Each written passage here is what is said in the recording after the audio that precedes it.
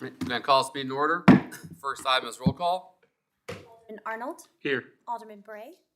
Alderman Cleaver. Here. Alderman Knox. Here. Alderman Mills. Here. Alderman Skinner. Here. There is a quorum. Okay. Next item will be invocation led by First Baptist Church, followed by pledge of allegiance from Alderman Cleaver.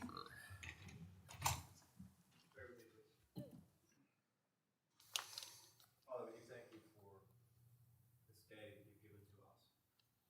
Great opportunity to make a difference in this world.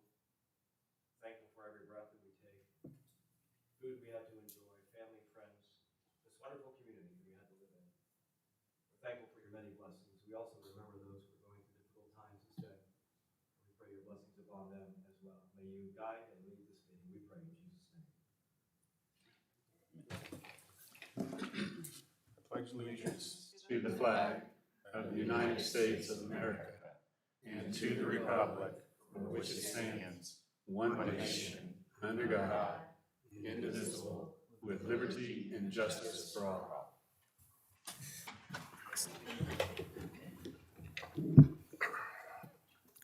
Next item is the approval of the agenda. No changes, Mayor. All right. See no proclamations. Move on to public comment. We ask the citizens who wish to address the board come forward to the podium and microphone. Please make sure you've signed in and give us your name and address for the record. Anyone wish to address the board this evening? All right. See none, move on to the consent agenda. Mr. Mayor, I move that we approve the consent agenda. I have a motion by Alderman Skinner to approve the consent agenda. Do I have a second? Second. Second, Alderman Arnold.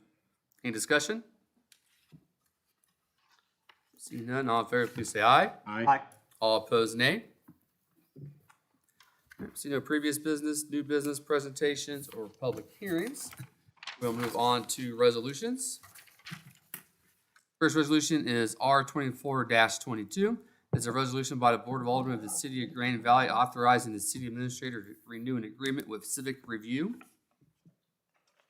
Mayor, I move that we approve resolution number R 24-22. Motion by Alderman Cleaver to approve resolution R 24-22. Do I have a second? Second. Alderman Skinner. Any discussion? Mayor, members of the board, this would just be renewing our agreement with Civic Plus, which is the company that we go through for our online permitting. So this was one of those efforts, if you remember back when we did the strategic plan, trying to get as many, technologically up-to-date systems in place as we could, but just give people more options to be able to apply for permits online, just to be a little more user-friendly with them. Any discussion or questions? All right, seeing none, all in favor, please say aye. Aye. All opposed, nay. 0. Next is resolution R 24-23. It's a resolution by the Board of Aldermen of the City of Grand Valley authorizing installation of 2 new streetlights on Duncan Road at the new CJC Fire Station 6. Mr. Mayor, I move that we approve resolution R 24-23. I have a motion from Alderman Knox to approve resolution R 24-23. Do I have a second? Second. Mills. Any discussion? Mayor, members of the board, as the title stated there, these would be, this would allow for the installation of 2 streetlights along the north side of Duncan Road, basically directly on the south side of the CJC property where they just built the new fire station. Okay. Any questions or discussion? All right. Seeing none, all in favor, please say aye. Aye. All opposed, nay. 0. Next up, we have resolution R 24-24. It's a resolution by the Board of Aldermen of the City of Grand Valley authorizing the installation of 1 new streetlight in the Rosewood Hills 9th Plat subdivision. Mr. Mayor, I move that we approve resolution R 24-24. I have a motion by Alderman Mills to approve resolution R 24-24. Do I have a second? Second. Second, Alderman Cleaver. Any discussion? Mayor, members of the board, this was an area that was brought to us basically to look at for the placement of a streetlight. So we did go through the process of submitting it to Evergy, which actually started, I believe, back in August for this one. And we do finally have that back. But again, this is just will be another streetlight at the end of Crestwood Drive from the cul-de-sac. I came in today and spoke with Mr. Trolson and Ken about this particular one because these streetlights are perpetual cost to the citizens. And I noticed that there was a significant difference in the distance between streetlights in various areas, and that there might be a need to look at some type of a standard there, so some consistency. I know we want to put them on street corners and intersections and so forth, but this particular one goes at the end of a dead-end cul-de-sac with 6 houses on it, 3 on each side, and there are going to be no houses built at the end of that cul-de-sac because it's water retention area in a creek. So it's significantly away from the residences there on the street. So while I'm not against putting a light there, some of the criteria there for cost versus benefit and the safety that it provides is something we need to maybe look at for future placement of streetlights, because you know, this is, you know, over $600 a year for a street light that's almost 200 feet from any residence. So that's all. Yeah, this was brought to the city by me. I was reached out by residents and the HOA about continual dumping at this intersection. I believe it's the only cul-de-sac, at least Rosewood, I don't know about the other neighborhoods, that doesn't have a street light. And again, the HOA was concerned about crime. They have a huge issue with dumping. They have to continually have companies come in and get the items there. And also, we've had an issue with theft in the 10th phase of Rosewood, where this dead end, there's a cul-de-sac that dead ends. There's a small little creek. You go up the creek, and then there's a bunch of houses right there that are being built. And unfortunately, I'm sure the police department could talk more about it, but you know, those houses are being hit with stealing copper and other things. And so that's the reason why this request was made. You know, I think it's a good idea that dead ends that are nice and dark to have a street light. Still building houses with copper? I had copper stolen out of my house when I was building it. So like all your HVAC pipes and stuff are copper, unfortunately. Any other discussion or questions?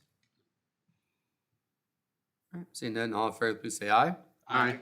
All opposed, nay. All right, next up, we have Resolution R 24-25. It's a resolution by the Board of Aldermen of the City of Granite Valley designating identified city property as permissible location for the 2024 Food Truck Friday events. Mr. Mayor, I move that we approve resolution number R 24-25. Okay, I have a motion by Alderman Skinner to approve Resolution R 24-25. Do I have a second? Second. All right, any discussion? Mayor, members of the board, if you remember, it's been a few years now, but we did put a section in the code to address food trucks.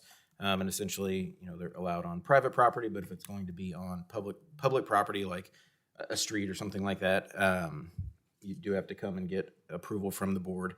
So that's what this is. Essentially, it is the same as what was approved last year, with the addition of having the ability to close Main Street, basically from Walnut to the tracks. I know we've heard from a number of people that were down there, and even some aldermen about, from the safety perspective, closing that off instead of having people try to play Frogger, I guess, kind of going back and forth across the street there. So that is the change, I guess, from the last And part of year. that, we heard from businesses too, who were wanting to draw more traffic to the Main Street businesses, which was difficult before with it being open. So it's something we told them we would try Yeah, in May, and if it's yeah. an epic failure, then we will not do it again. From the staff perspective, we thought that the downtown spooktacular event this last year went really well, having that closed compared to the year before, where we were walking people across the street. So that was kind of building off of, I guess, past experience.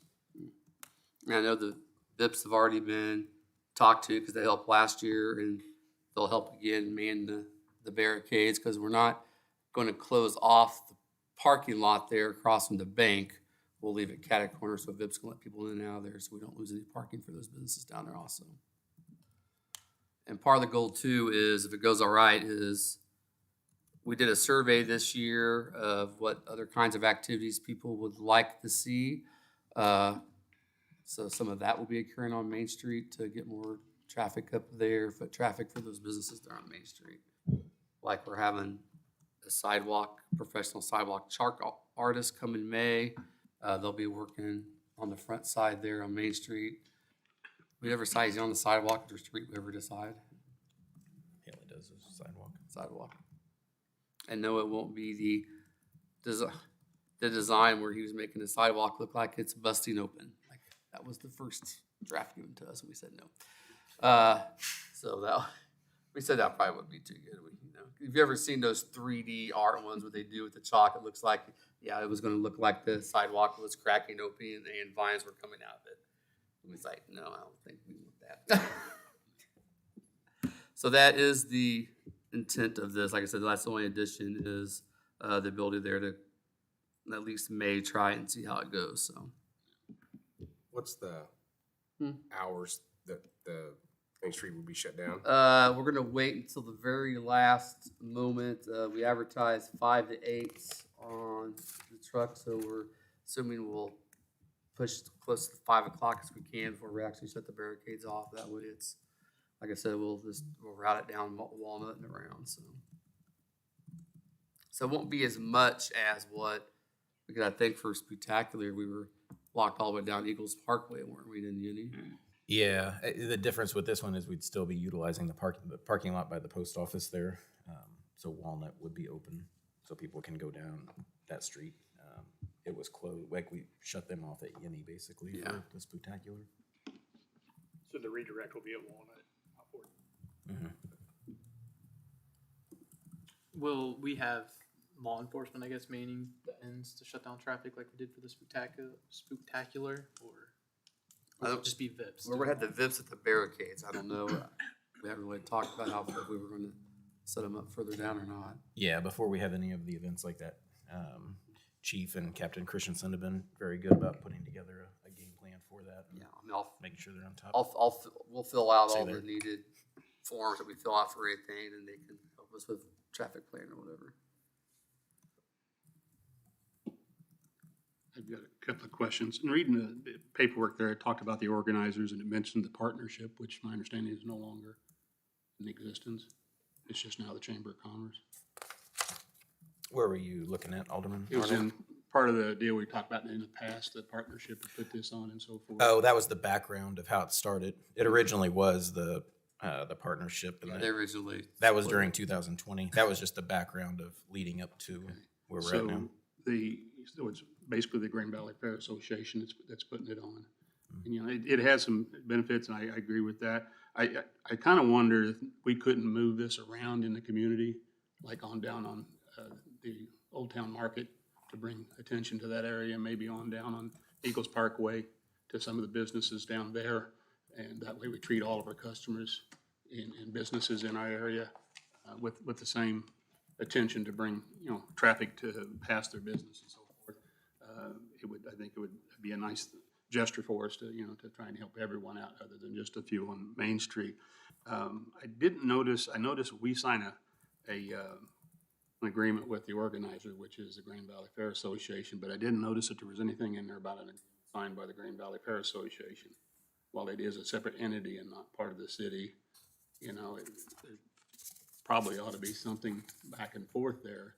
And if we do that, I understand Mayor Todd is the head person with the fair. It might be a conflict for him to sign both pieces of paperwork, but it'd be more binding as to the agreement that we have listed in what we list as their responsibilities for cleaning up and trash and so forth, that we have both entities, you know, signing the paperwork and agreement to protect both sides of the event.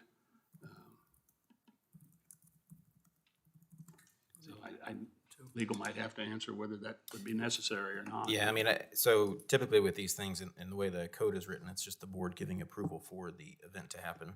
These are just additional stipulations that we put on for this event, with one of those just being that the city's listed as an additional insured for the event, which was, I think last year is when that was brought up as a recommendation. But as far as like an actual agreement back and forth, this is just meeting that section 660 of the code that the board is, if approved, the board is saying that they're okay with food trucks being on Right. But I think if we dealt with any other entity, say Slingers or even Iron Killer wanted to have a street event and have this whole thing, I have a feeling there would probably be another legal document there to protect their rights and to protect our rights, that they would sign off on their responsibilities of what they're supposed to do and our responsibility, what we're gonna be providing for that event, just to protect both sides of the events going on and so forth. Yeah, so when somebody wants to do a kind of block party or street closure, it goes through PD for approval. Those are just a couple of concerns, and like I said, great event, we need to try and maybe move it around and share it with other businesses and entities and portions of the community, so everybody can benefit from the traffic. Wasn't the idea of moving it downtown with our city's focus on revitalizing downtown? Yeah, that's what I thought.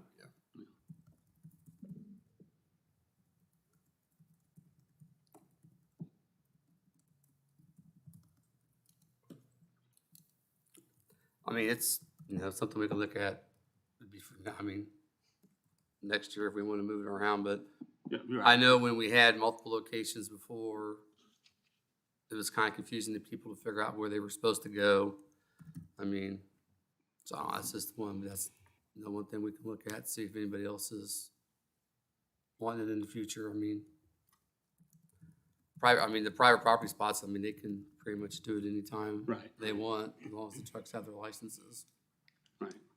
Which we have, I do have people, in the community reach out to me and ask me for a list of trucks that have their licenses. That way they can get them to their events. I can say that our neighborhood has a food truck almost every night, starting about now through when the weather gets bad again. I'm sure there's probably one right there tonight. Their license. I have no idea. It's not their license. No, they've all gotten pretty good about it. So at this point, most of them are known, so they know to get it. So It's usually the same I'm trying to do trucks. ones still Yeah. around. Okay. Right. Must have any questions or discussion? All right. Seeing none, all in favor, please say aye. Aye. All opposed, nay. All right. That's it for resolutions. Seeing no ordinances, move on to city attorney's reports. Mayor, members of the board, just a reminder, we did send out emails, we sent out flyers. We do have the final, dates set for all of our city official training. So the one, again, closest to you all will be at Midwest Public Risk Training Facility. That will be on April 26th. That's a Friday. And you all are NPR members? Yeah, so I believe NPR members, the representatives that go for your city would go for free to that. NPR picks up the cost of that. So just a reminder, put that on the calendar for Friday, the 26th of April. What are the hours on that? The registration and breakfast start at 8:30. And then there's a continental breakfast served. There is a lunch, and then we try to finish very promptly at 2:00. Thanks. That's all I have, Mayor. Next up, city administrator and staff reports. Mr. Davies. Mayor and board, just a quick update on the all-inclusive playground at Armstrong Park. We've actually completed all the installation of all the playground components, and they're anchored in the ground with footings, and the concrete border around the perimeter has also been poured and is completed. So we're at the point now where we need to install the poured-in-place surface material, which is the rubber surfacing that will go in the playground. So right now, it's just kind of weather dependent, and we're not sure what's coming in tonight. But it needs to be dry, and it needs to be some level above freezing for them to be able to install that. It's actually two separate colors. One half's one color, one half's the other color, so they'll pour one half and then come back and pour the other half. But then once it's poured, it takes at least 5 to 7 days for it to dry and cure out with no foot traffic on the playground. So it's still in process. A lot of it's weather dependent, but we're probably looking at some sort of grand opening, ribbon cutting in middle of May. But we should know more by the end of this week to where we can push something out with a date for that, so we can let the community know.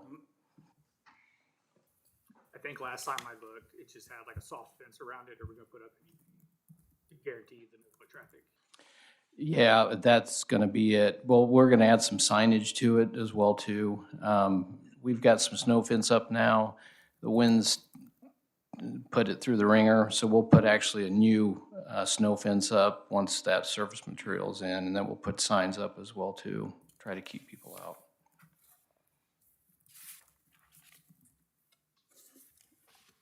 That is it. All right. Next up then is Board of Alderman reports and comments. Alderman Arnold. I hope everyone has a happy and a blessed Easter coming up. Alderman Mills. Nothing at this time. Alderman Bray. First, I apologize for being late, thinking I had something come up last minute. Rick, are you gonna bring up the golf cart thing? You want me to bring it up? Can if you want.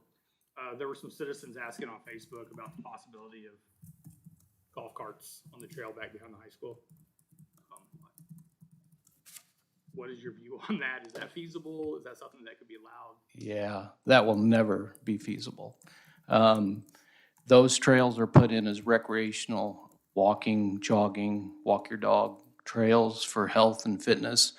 It's any municipality that puts in recreational trails is going to have the signs up that says no motorized vehicles, other than perhaps a wheelchair that's motorized. But yeah, we would never allow that. And the main reason that's not allowed is really safety. When you put golf carts or, I don't know, ATVs, UTVs, but then you also have kids on bikes, people walking, jogging, accidents happen pretty quick. So, yeah, I mean, the recreational trails are for pedestrian use only, and with the hope that it's getting people, off the couch and outside exercising, off the golf cart or off the UTV, walking and exercising. So, yeah, and that's something that the park board obviously has talked about as well too, that won't ever happen, no. And that's pretty common across other cities. Oh, yeah, yeah. Yeah, and I can say in our neighborhood, we have, along Duncan, we have a bike path, or a walking path, right? And we've had a lot of incidents where people take golf carts on there and people walking or having to get off in the grass, and it creates all kinds of drama. And I would agree that you should be walking or maybe riding a bike or something like that on those pathways. Yeah. And I think that's one thing to note, especially in this community that has allowed for golf carts and the not ATVs, but the UTVs have the ability to be licensed and used on our city streets. So I think that even adds more to the credibility of keeping that off of our pedestrian trails.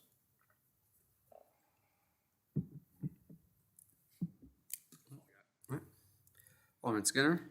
Yeah, I would like to make a motion to cancel the Aldermen's meeting on Memorial Day and just keep the one meeting in the month of May on the 13th as regularly scheduled. Anybody like to second that? Second. I'll second. Got a motion to cancel the Memorial Day Alderman meeting. Second. Any discussion? Okay. All in favor, please say aye. Aye. All opposed, nay. Nay. I'm sorry. No, Wow. I'm not the only one that's done that. Yeah, I don't know what I was thinking. Yeah, it had to vote against me, I guess. So jot that down real quick. I said nay first. Okay. Yes. Okay. Anything else, Alderman Skinner? That it? Oh, that's it. Sorry. Okay. Alderman Knox. I have nothing. All right. Alderman Cleaver. I have nothing.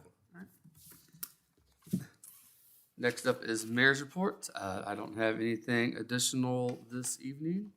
I do not believe we have need for an executive session. All right. All right, so unless someone has something else for regular session. We will adjourn.